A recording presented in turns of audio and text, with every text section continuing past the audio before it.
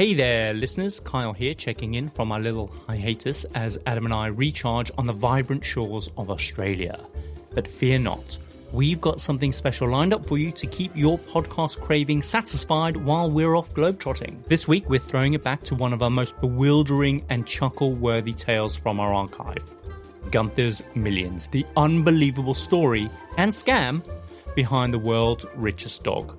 This gem first graced our ears back in November 2023 and has quickly become a favourite for its blend of the absurdity and intrigue at the heart of the story. Who could resist a tale of a dog allegedly inheriting millions and living the life most humans could only dream of? But, as always, there is an unsuspecting twist because there's more to the Gunther story than the luxurious villas and extravagant parties.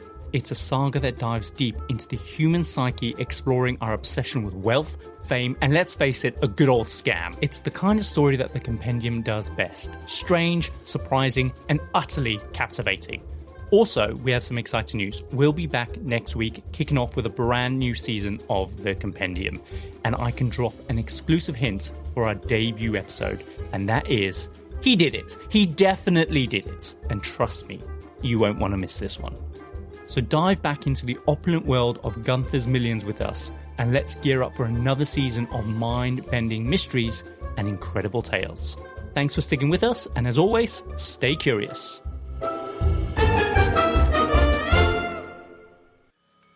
And so these members were told to participate in planned mating and procreate a generation.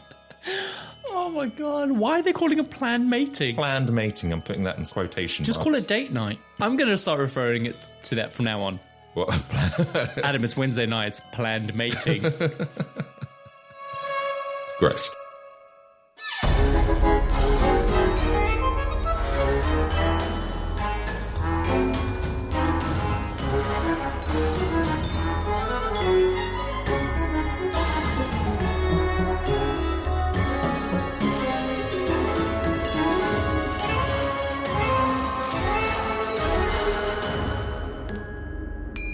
Welcome to the Compendium, an assembly of ambitious yet unusual business decisions, all in an attempt to achieve lifelong happiness. Well, I have no idea what this could be about. Have we switched lanes? Are we now a happiness and wellness podcast? A well-being podcast. Yep. Oh, Adam. Yep, we're top tips on how to be happy. No, that can't be it. What could this possibly be about today? Well, let me ask you a question, Kyle. Mm-hmm. How would you feel if you received $80 million in inheritance? How would I feel? Yeah. I'd feel over the moon, obviously. I'd definitely quit work. And what would you do with that money? Oh, God. Obviously do all the things that you need to. Spunk a lot of it. Spunk all over it. No, spunk a load of it. Okay. Yeah, I don't know. Maybe make sure my parents are okay. Maybe buy a brand new house. Go on loads of holidays. Yeah, just live the dream. Why? Where's this going, Adam? Well, can you imagine if that $80 million inheritance went to a dog? No, I can't imagine that. Why would you leave $80 million to a dog?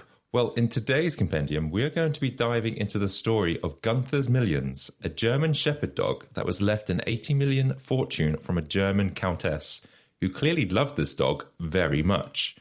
We are going to explore what kind of lifestyle this dog had and how he managed to release a song, funded a pop band, bought Madonna's house, created a reality TV show, owned 2 football clubs, and somehow orchestrated a potential sex cult, all while trying to find happiness. Hang on. The sex cult. Humans or other dogs? You're going to have to stay tuned to find out. God, I'm living for it. Okay, so for those who are just tuning in for the first time, I am your host for today, Adam Cox. And I'm your co-host. Hang on a minute. I'm the host. That never changes. Today I'm your host. Okay, fine. I'm your co-host, Kyle Risi. And you're listening to The Compendium, an assembly of fascinating and intriguing things. We're a weekly variety podcast where ordinarily Kyle Risi tells me all about the topic that he finds both fascinating and intriguing, from groundbreaking events to unforgettable people. But today, it's me that's doing it. And we do this in a 1 hour-ish episode, giving you just enough information to stand your ground at a social gathering. Very well done. I know. Did you memorize that? Yeah. Well done. Good for you. So, Adam, it's a new week, and it can only mean one thing. It's time for All the Latest Things, that time of the week where we catch up on all the latest happenings from the past week. Are you ready? Let's do it.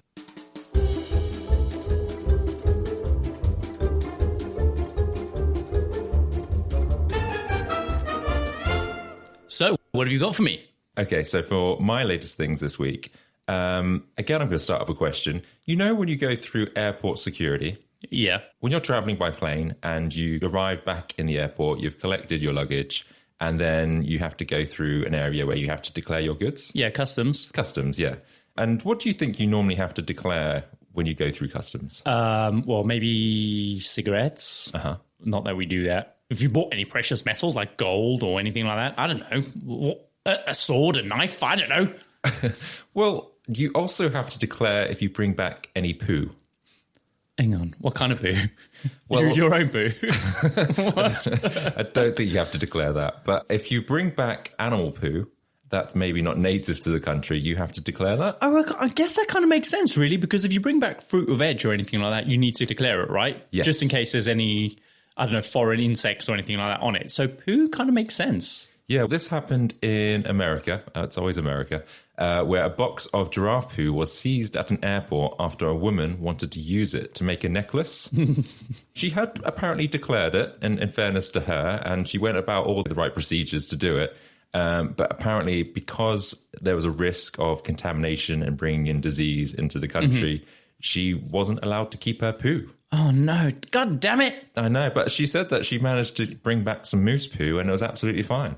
It's because of the Canadians. The Canadian moose poo is safe, you know. But as soon as you go to Africa, it's like, whoa. Is there any Ebola in that? So, yeah, next time you pass through customs, just think you maybe should bring back some poo. What about if you're bringing back poo inside your own body? I think that's allowed. No. What about if you're bringing some poo back in your own body? So you're smuggling another animal's poo in your body? Just like what they do with cocaine. You like stick some in a condom, swallow a bunch of like poo sausages, and just hope one doesn't rupture inside kind of all the stomach juices. I mean, if she's really desperate to make some jewelry, then maybe that's what she should do next time. That's a markup right there. It's like the poo's been curing inside her stomach juices, and therefore she can charge like an extra 70% markup on the product. But that's the price you pay for poo muling. What I'm more intrigued about, actually, is what kind of jewelry is she making from bloody giraffe poo, of all things? What is that even going to look like? Well, she made necklaces from moose feces before, so maybe, I don't know, a matching bracelet to go with that. Do you think she's maybe preparing it, turning it into some kind of ceramic or some kind of clay? Ceramic-y clay little medallions. I can't imagine how this kind of jewelry would look pretty. It's not an emerald. It's not a ruby, is it? No. But jewelry does take many different forms anyways. Yeah. I'd be really interested to find out what she's making from it. Well, I'll see if I can find her website, her Pinterest, or what is it? Her Etsy account. Etsy account, that's it. Okay, interesting. So, for my latest thing is that it emerged recently that the first BBC presenter with a northern accent was given the job to make it harder for Nazis to impersonate newsreaders during the war. What? That's it. So it was basically an attempt to combat Nazi propaganda in the UK, because during the war, the Nazis were heavily involved in disseminating propaganda around the UK. And one of the most infamous Nazi propaganda efforts targeting the UK population was through various radio broadcasts. And apparently in these broadcasts, the Germans would then take the piss out of the British, like putting on these really stupid British accents. And they would exaggerate accounts of German victories and talk about how the Germans were on the brink of winning the war.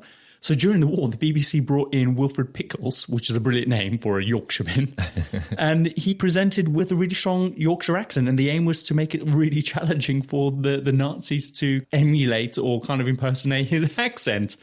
And basically, the Yorkshire accent, for one, it's really distinctive to people. Yeah, they know it instantly. And also, it was a clue or a signal to the British population that this is a legitimate kind of news article or kind of a newsreel, because it had this very distinct Yorkshire accent that was very difficult for the Germans to impersonate. I love that. I love that they did that. So That's all the latest things. So what are you serving up for us today? Should we get on with the show? Let's get on with the show. It's all about Gunther, the German Shepherd dog. So he inherited $80 million from his owner back in 1992, making him the richest dog in the world, possibly the richest animal in the world. And I don't think any animal has really come close to this level of fortune, particularly for the time that this was, in $80 million in the early 90s. I think Taylor Swift's cat is supposedly worth $97 million now. How? Is she left money in a trust for a cat? I guess perhaps she's done this. I don't know. I haven't looked into the details, but supposedly she's like second or third on the list, this cat. That's so stupid. Why? What happens when the cat dies? Maybe you need to create a bloodline for that cat. Possibly to keep the lineage going. Yeah. Thing is, though, there's going to be people that are, and I'm assuming it's going to be the case with Gunther, who are in charge of his estate and are probably invested in keeping their job, because a dog only lives like 12 years, right? Mm-hmm. And then also, exactly as you said, making sure the lineage carries on. Yeah, well, that might be something that we'll cover today. But Gunther's story has quite a few plot twists. And there's a point that he was so famous that he had a doggy body double for security reasons, because there were certain public appearances that he needed to be protected, okay? Okay, like what? I don't know. He got a lot of attention at the time in the 90s. That's mental. So let's start with Gunther, this German Shepherd. He has actually racked up a net worth of $400 million with all the investments and business decisions that have been made from the original $80 million that he received back in the 90s. And the thing is, though, this dog probably has no bloody clue. He has no idea what he's got. I think we'll go into it, but he has a life of luxury, so he's used to the finest things. He is, but he has no idea why. No, he doesn't. Where's the appreciation? Where's the gratitude? Well, I don't know. But all this money came from this German Countess, and her name was Carlotta Liebenstein. Liebenstein. Yeah, that's very good. She lived in Munich, and her husband was a university professor who came to Germany as a refugee from Hungary. They got their fortune from his pharmaceutical company, which made them a lot of money. And so by the time that Carlotta dies, she had no immediate family other than her dog, Gunther III. So when she died in 1992, she left her fortune to Gunther, making him the richest dog. God. So I'm just going to show you a quick picture of Carlotta yes, and please. the dog. So you can kind of build a picture of what these people look like. And we'll put this in the show notes so you can take a look. There we go. Oh, yeah. So, I mean, she looks very opulent. Look at that fur coat, carrying a leather bag. And that dog is just a standard German Shepherd, right? Yeah. I think you can swipe a couple more as well. There's her in the snow. Yeah, she just looks like a rich old lady. Yeah, there's the dog. Yeah. Yeah, so that's Carlotta and Gunther. Now, of course, as you rightly pointed out already, a dog is probably not that great at money management, and it's probably not him that's making all these decisions. So the trust was set up to make sure that the money stayed with Gunther III and all the Gunthers of his bloodline. So there's been several Gunthers since, Gunther IV, fifth and sixth. Has there ever been any paternity disputes about his offspring? Like some illegitimate little bastard dogs coming through going, Gunther's my dad. I'm like, you got to prove it. I think there's been backup Gunthers. There's always been like a couple of heirs ready to take over in case one dies. Based on the Countess's requirements? Yeah. She's just putting on a show. We'll get into it anyway. But this trust is responsible for looking after this money and investing in it wisely, okay? Mm-hmm. And ultimately, it's so the dog is looked after and the future dogs. So Gunther at one point had 27 employees, including PR, security, an attorney, a spokesperson to speak on his behalf, because obviously he doesn't speak English. He also had... What, does he just speak German? He speaks dog. Woof. He also has a personal chef, and he would make Gunther a thick and juicy steak, which is topped with flakes of gold. Oh, God. He also has a personal assistant, and this personal assistant is essentially his owner now, who looks after him and travels with him abroad, leads him on the business decisions, all sorts. And his name is Maurizio Mian. Okay, good name. And as you might have guessed, he is Italian. And he graduated from medical school, specializing in pharmacology. He had been a university professor until the age of 37. Then he quit because I think he achieved what he needed to. And it was his parents that became friends with the Countess and her husband as they met at a conference to do with pharmaceuticals. So there's this kind of common ground which helped build their friendship over time. Maurizio knew the Countess very well and describes her as a fantastic person and that they don't make women like her anymore. Whatever that means. It's because she's classy. Classy. To him, she was a bit like an aunt, and Maurizio's mother and Carlotta formed a bond over their love of animals.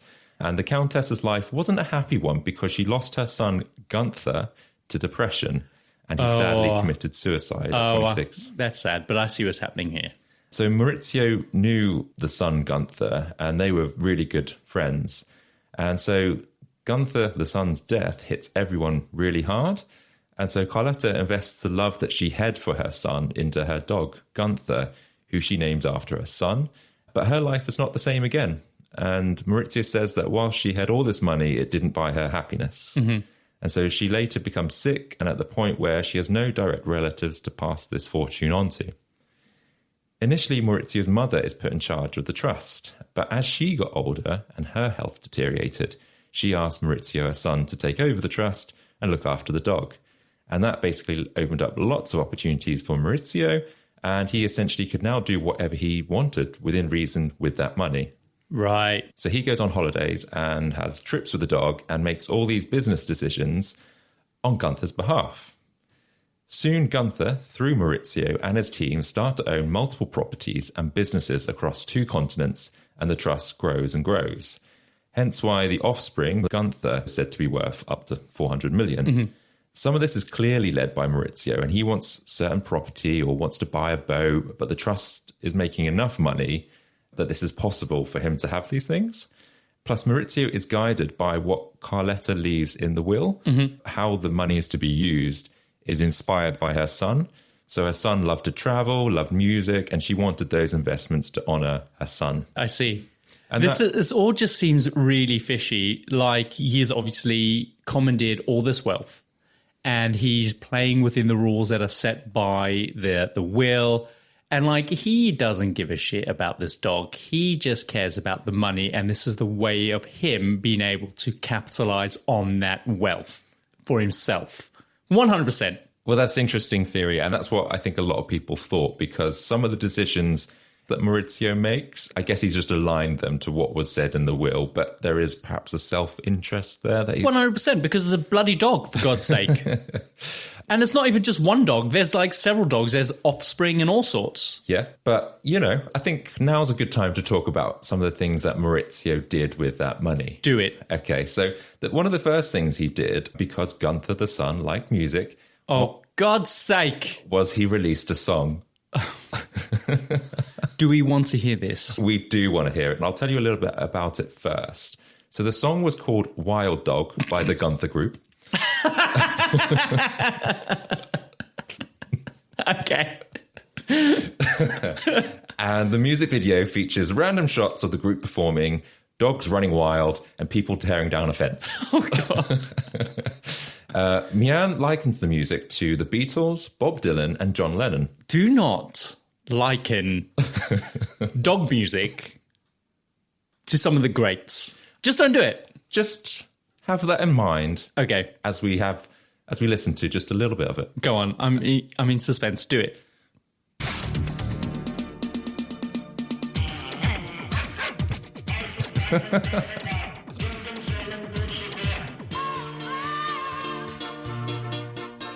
This is so German techno. Oh my God. I actually really like it. It's okay. I can't hear what the words are. Something about wild dog. Okay, that is enough. Put that away. I mean, questionable dog barking aside, I like it. But I'm not quite sure it's the lyrical genius of, John Lennon and Paul McCartney. 100% not. Amazing. Yeah, so... God. And also, I should add, I don't know if that's Gunther that's providing the vocals for that track or another dog. Oh, just to stand like a, what do you call it? Not like a ghost rider, but a ghost singer. Possibly. When someone sings on his behalf. I wonder who that was. How did they audition for that? Or was it just like a soundbite that they got from like Pixabay? Possibly. Who knows? But that song was supposed to send a message about humans and animals living in a utopian world, apparently. Maurizio, he actually says that Gunther the son would have liked that song. Yeah, but there's no way of knowing that. There's no way of knowing that. No. I doubt that. I doubt that. I mean, he has to protect his brand. He has to say that for the brand's sake. Yeah, I don't know how well it charted, and I don't think there was a follow-up song. But that didn't put a down on Maurizio's music plans. No. The first things first, the Trust was looking for new properties abroad. And in the early 2000s, Miami was the place to be. Oh, wow. Hang on. Early 2000s. So this wasn't even that long ago. No. Damn. No. So I think the song was released in the 90s, but what happened next was in 2000s. Okay. Maurizio had set his eyes on a particular mansion. In Miami? And this mansion belonged to Madonna. Okay.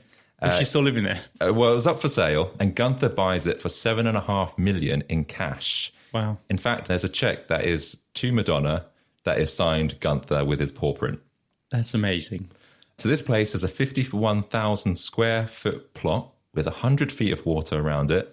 It features loads of landscaping, open water, city views, and a pool, a fountain, and a dock where Gunther enjoyed soaking up the sun when visiting Miami from Italy. Gunther managed to make 23 million profit when he sells the mansion in 2019. And was that because it was owned by a dog, so it had that provenance? Yeah. And that prestige that came with it, that novelty factor. Oh, this is owned by the world's richest dog. Yeah, that marks up the price by like 300%. I think that's an element, obviously inflation and everything. And it's been, I'd guess, 15 odd years since it was bought. So it went for about 31 million.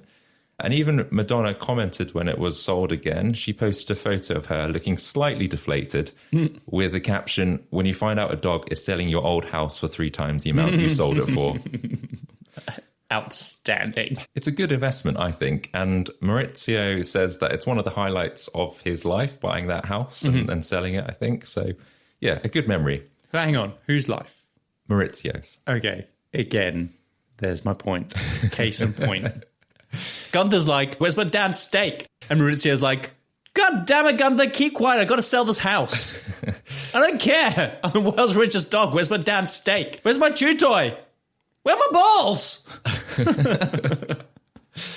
But before the mansion is sold on, it becomes a place for Maurizio's next project. And as I say, he's trying to fulfill Carlotta's wishes in honouring her son. So he starts a pop group called the Burgundians. Okay. Which I think the name comes from an early Germanic tribe or a group of tribes, so possibly honouring Carlotta in that way. Now, this was listed in part of the guidance from the Countess in terms of how the money should be used, and that there should be a group formed with Gunther the dog. So she stipulated this in her will? In the will. She's batshit crazy as well. So there were these explicit instructions. They held auditions for the band, and they wanted 3 women and 2 guys, and the dog, of course.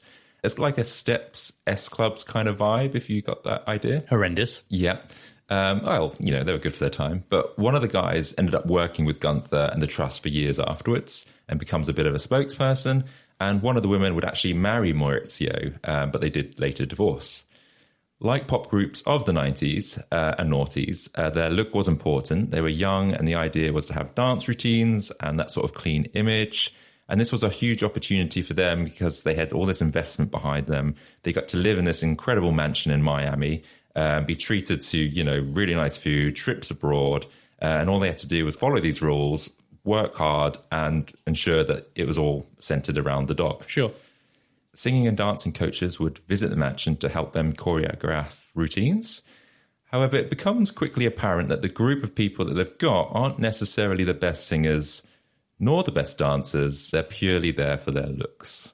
Oh, I see. And I think some of the group knew that, but they were there to enjoy themselves and the lifestyle while it lasted.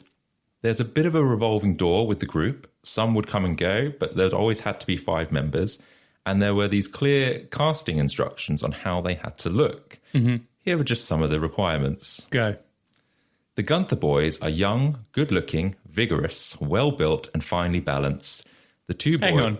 Finely balanced? What does that mean? I don't know. What the hell does by finely balanced mean? Am I finely balanced? I guess not too much body area. I don't know what that means. Does it mean that if you push me over, I'm just going to fall over? Always not well balanced. But if you push me and I bounce back a bit, or I'm able to stay steady on my feet, is that a requirement? I think it's just like a good body, I'm guessing, is what they mean by that. See. You know, all the muscle in the right places. Right. The two boys should look like Gerald of G Squad or Steve of Worlds Apart. Okay, I'm assuming they're bands. Yeah, I think they are. Possibly with more muscles and blonde hair than those people, though. The three girls should look like Pamela Anderson, Victoria Spice Girls, etc. Etc. Like the cover girls of today's stardom, but with jaunty buttocks. And the persons of the group should offer a strong idea of beauty and almost robotic, machine-like empty image. I don't know what that actually means. Say that last bit again. So the persons of the group should offer a strong idea of beauty and almost robotic, machine-like empty image. A machine-like empty image. What does that even mean? Is that sex toy? Like sex doll vibe? I have no idea. It makes no sense. And I can't imagine these are instructions from Gunther the dog. Otherwise, that's one horny and slightly twisted dog. There is. And what I reckon is that this is all just translated from German into English. And that's why. Or Italian or whatever. Yeah. I think it probably is a bad translation there. But these members were happy to go along with that. And with some weird directions they were given, they got to go on all these trips and live that glamorous lifestyle. But what struck some of the members as a bit odd, as during auditions or rehearsals, some members of the team behind the band or the project would wear these lab coats. Mm-hmm. And now they weren't exactly doctors, but they quickly started to become aware of an ulterior motive behind this band. Right. There was an experiment going on. So these people within the band were monitored 24/7 with cameras and supervised sessions of how they interacted with each other, how they behaved with the dog, and there were certain requirements the group members needed to undertake to be part of this band. Okay. I think it was clear in the contract, so it wasn't like a huge surprise to them, but it was all under this guise of making a pop group. So these scientists with Maurizio were trying to remove all forms of stress from their lives to understand what brings joy to people. What are the key components for happiness? Your face. You need to get to the bloody point, because I have no idea what's happening here. So they had to live by these 13 commandments, which were somewhat related to this schedule of work they'd been given. Okay. Now, I don't know if these were daily tasks, but this was some of the guidance and rules they had to follow. 3 hours for sports or swimming. Okay. 4 hours for acting, singing, dancing, show production. 2 hours for meals and execution of experiments. Okay. 2 hours studying and preparation of business-related activities. And 2 hours for sex. With who? Each other. Yeah. I'm so confused. What was happening? Why have you put so much emphasis on this lab coat being on this set? Well, it's because there's this kind of, I don't know, this scientific experiment happening, but then you've got this 5 good-looking group of people that were put in a house, encouraged to have sex with each other, and then they had to report back on who they had sex with in the week, how many times, and all these weird things. Okay, stop the show. Something's going on here. Like, this has got nothing to do with the boy band or the girl band or the pop group at all. Someone is living out their deepest, darkest, twisted sexual fantasies here, for sure, 100%. Some likened it to a sex cult. Yeah, yes. This is the sex cult you were talking about. God damn it! Apparently one time they were even given acid to see how they behaved on that as well, all in the quest to find happiness. Well, I mean, if you're having sex with a bunch of vacuant, what's the word that they use, these sex toy girls? Robotic. Robotic, vacuant style women, then I don't know. How happy could you be? Or maybe you're into, I don't know. Just move on. Now, some of the group were fine. They played along with the rules, essentially. But they didn't like it when they found out that they might have been secretly filmed having sex. Right. And so that wasn't part of the deal. No. And neighbours also complained about what was going on in this mansion. So I guess if you think about it, they're in like this really nice area in Miami. And there's all these leaks in the news about this orgy mansion and stuff like that going on. And so it put like a lot of bad news and press towards the dog and everything like that. And so eventually the Burgundians was stopped and the band ceased to exist. Wow. Brought down by rich Miami neighbours. Yeah. So next up for Gunther and Maurizio. I'm not surprised. I'm not surprised. What the hell? Did they come away from that damaged at all? Did they sue? I would have sued. One of the group, like I said, married Maurizio and actually became like a business partner, even though they divorced. Well, his second wife. He's had a few wives and girlfriends. Okay, so he's already been married and then they divorced and then this is his new wife from the group. Or was she the first wife? I don't know if she was the first wife, but she was a wife that they got married at the time, but they did divorce, but they're still on good terms. They're business partners. And then another guy, he was a spokesperson that kind of been kept within the Gunther's trust. So some people were absolutely fine with it. Others don't want to be associated with it anymore. Sure. So yeah, there we go. Interesting. So next up for Gunther and Maurizio was investing in a football club. So through the Gunther Fund, Gunther became the owner of 2 football clubs. Okay. But that's not all, because for one of the clubs, he appoints a porn star, Ilona Stella, one of the faces of the football club, and gets the title godmother of the football club.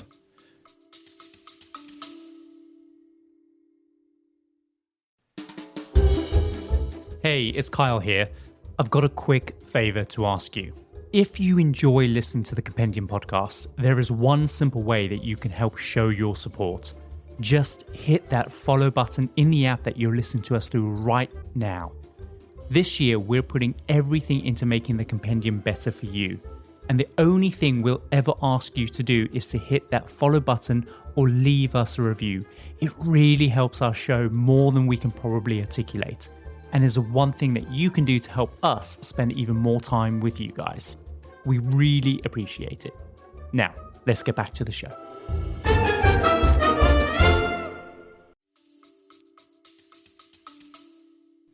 Oh my God, hang on. I just have to pause you there. I'm getting deja vu here. Okay. I'm 100% sure that Eurotrash covered this. Possibly. This is so Eurotrash, isn't it? I can just imagine the voiceover going, oh, and Gunther the dog, and oh, he owns a football club. And if you haven't seen Eurotrash, you have to look this up, because what's incredible about it is that the host of Eurotrash is, did you know this? Did you know who the host of the Eurotrash is? I was, what's his name? That John Paul Gaultier. Yes, sir. Actually, John Paul Gaultier is the host of Eurotrash. And it's just horrendous. I used to watch that growing up when I was like a preteen. That was my first access to actual porn. But there was all sorts of other crap on there as well. Like they would have like bogey competitions where like people from around like Germany or Europe would like pick their bogeys, and then they would save their bogeys, dry them out, and then they would go to these little conferences where they would just share their bogeys and hand them around, and some would be really long, and they would store them in these test tubes. That's gross. That's the type of stuff that they would have. And then, of course, Lola Ferrari, the world's biggest breasts. She ended up dying, didn't she? Yeah. Was it back pain? I think maybe she suffocated some kind of heart defect or something from how big her breasts were, but she had to sleep on her back, didn't she? Yeah, Eurotrash was kind of brilliant. It's weird that there's no kind of show like that now. Can you imagine? I don't think it would be allowed. Probably not, no. But watching old reruns of it is just incredible. So as I was saying, Gunther now owns a football club with a porn star, Ilona Stella, and Stella was the first woman to bare her breasts live on Italian TV in 1978. What a title to have. Yeah, and I'm surprised it took them long. Remember, this is Europe. Yeah. So Maurizio then employed another porn star, Valentine Demi, to be the president alongside Gunther.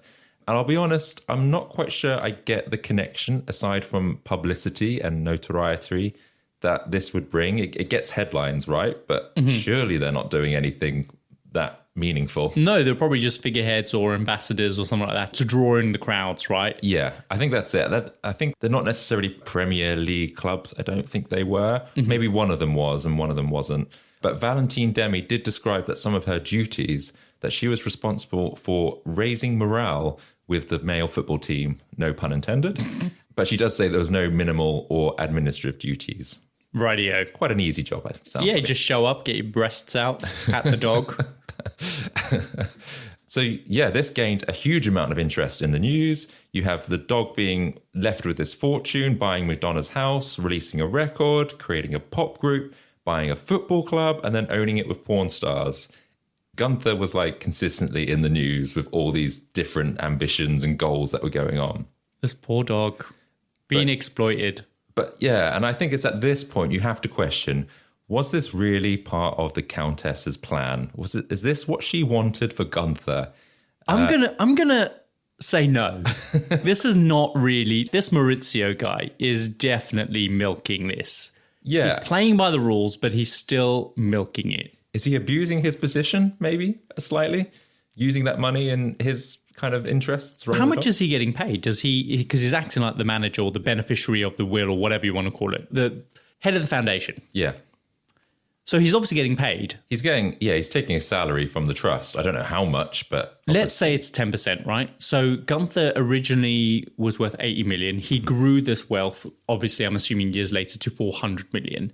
10% of that... 40 million, yeah. Yeah, it's mental. Quite possibly, yeah. So I think people have cottoned on to this a little bit. They're questioning Maurizio's goals or motivations behind this.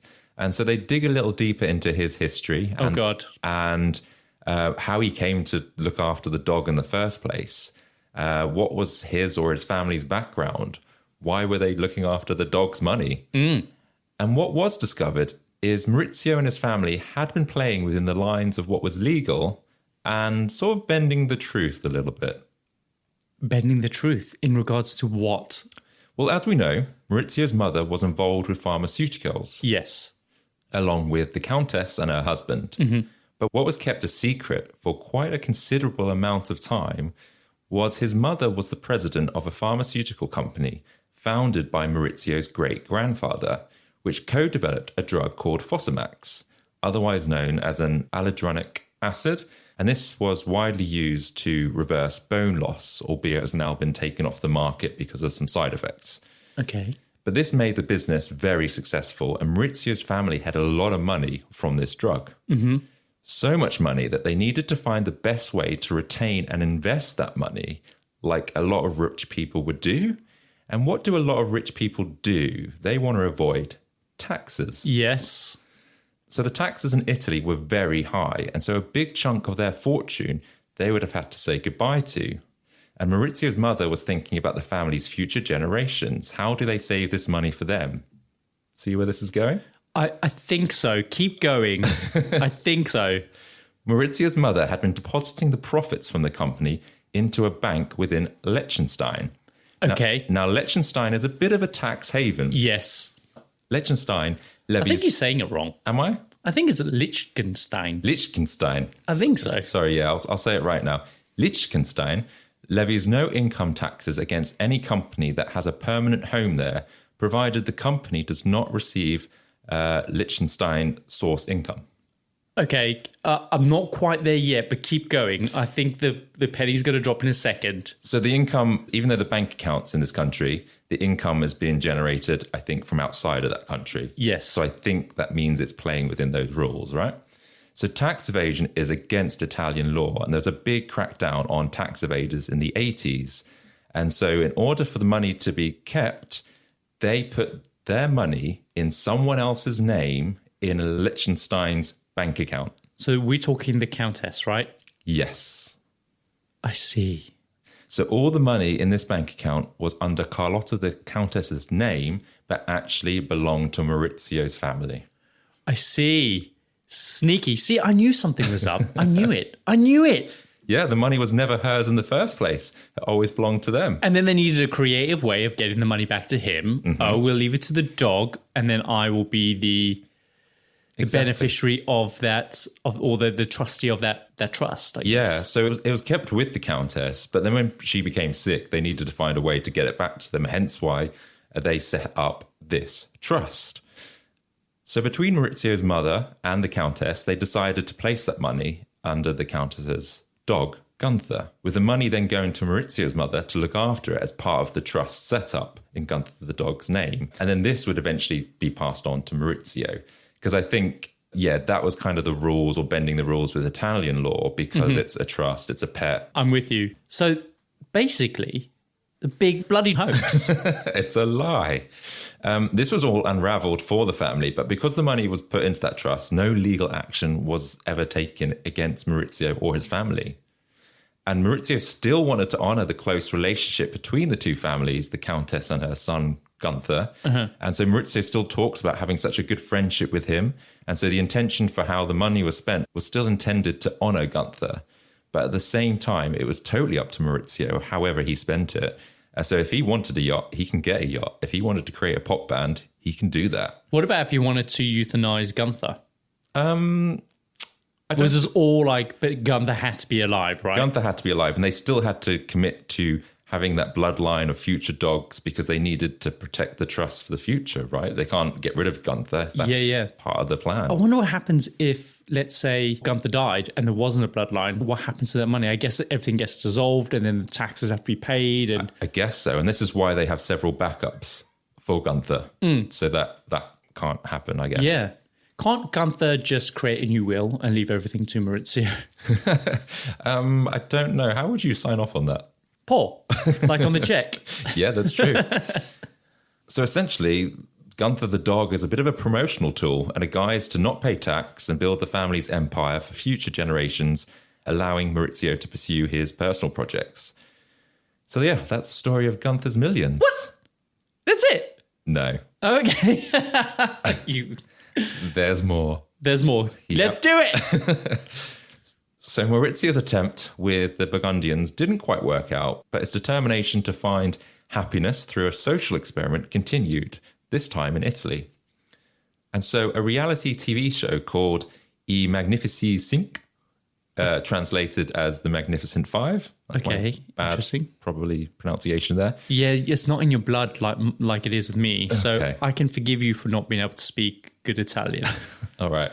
Mario, it's me! Yeah. Like that, see that? Yeah. Beautiful. It's like I was in Italy. Yeah, and it's the hand movements and the hand gestures that you need. You don't have it in you like I do. So it doesn't really come through. Right? You got to really be really animated with your hands.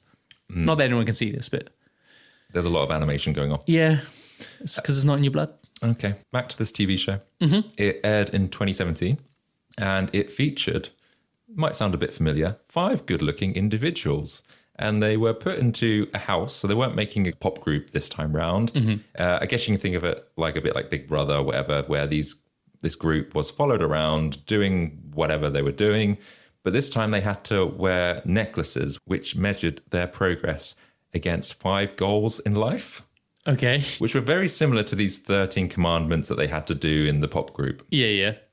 So things like measuring your wealth or your fitness and physicality, sex, fame, and then one was related to science, I think.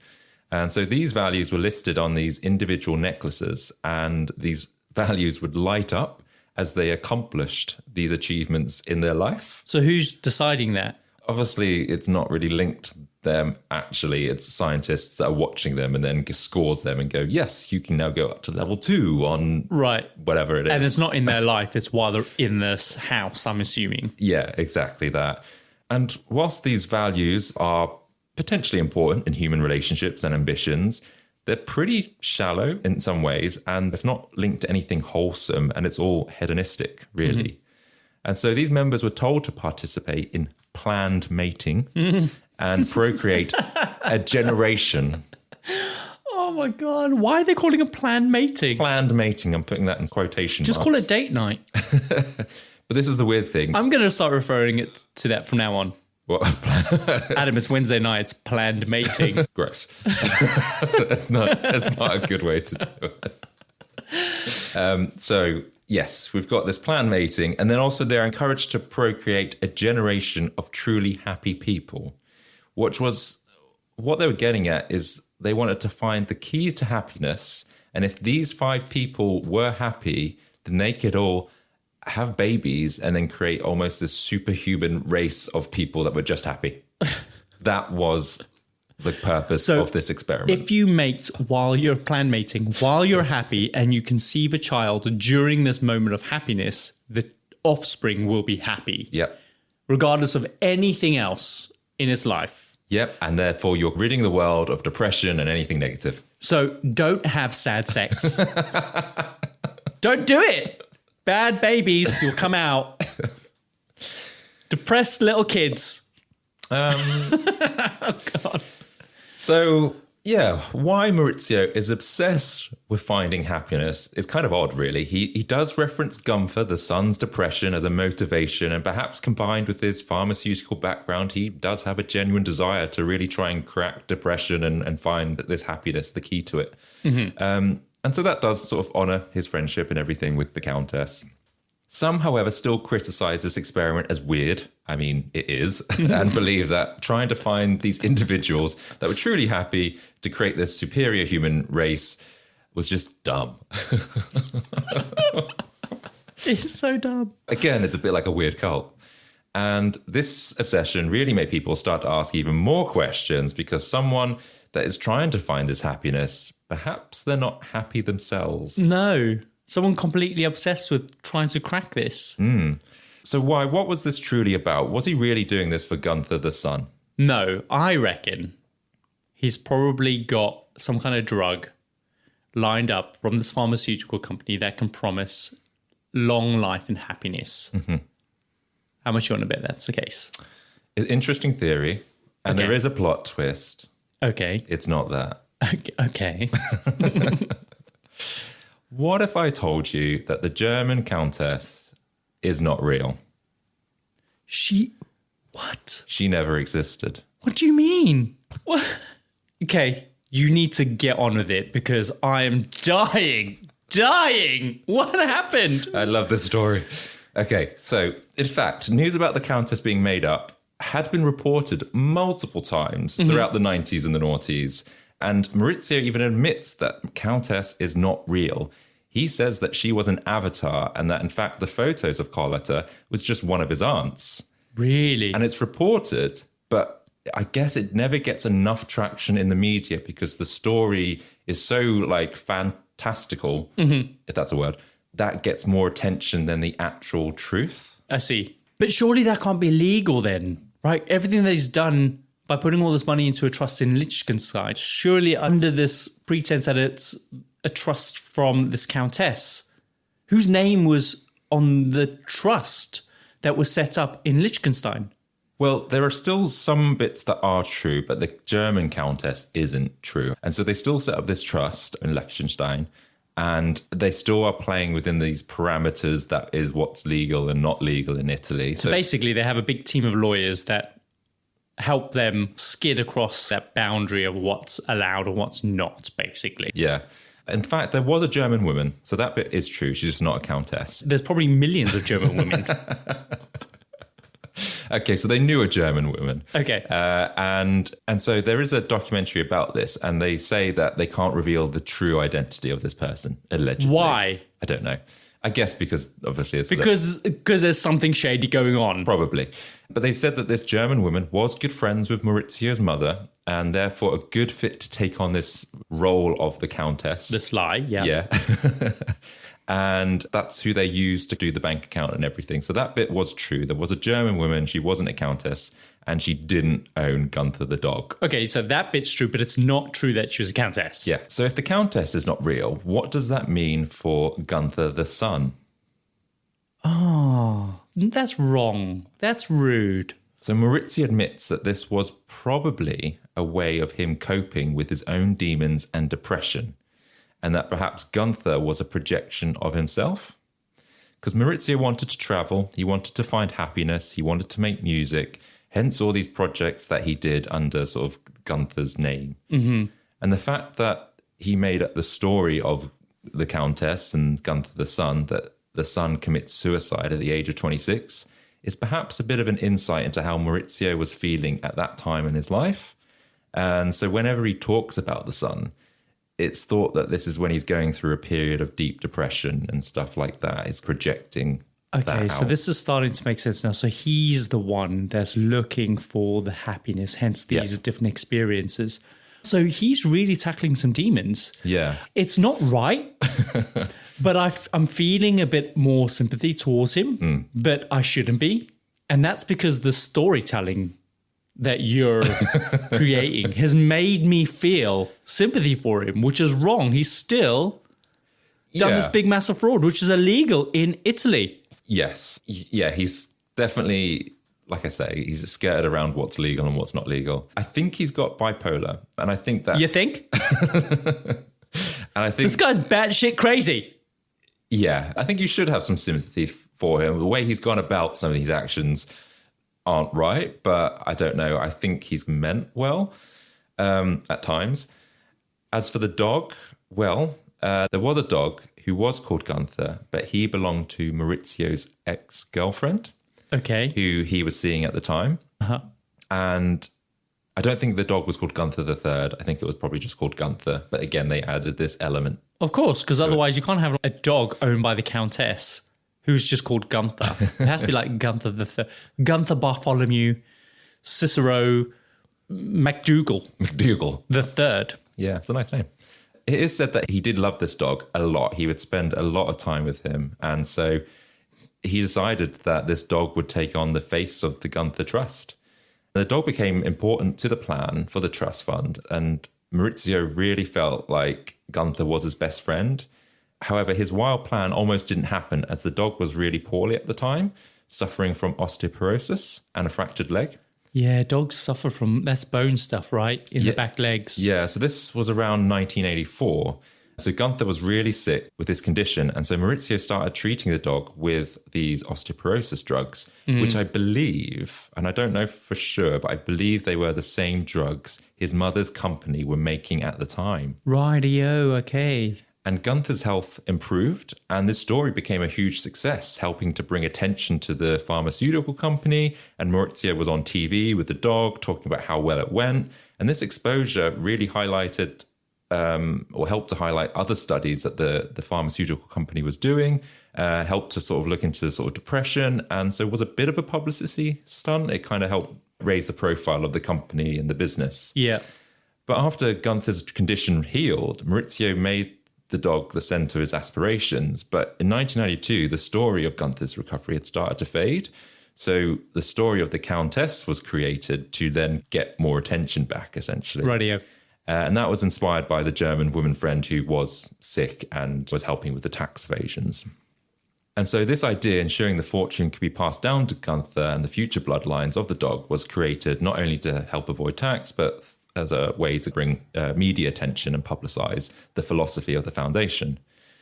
Around 1992, Gunther III was dying, and he already had a puppy backup in the lineup called Gunther IV. Which is one puppy. One puppy, which was technically Maurizio's dog and the one to get the fortune.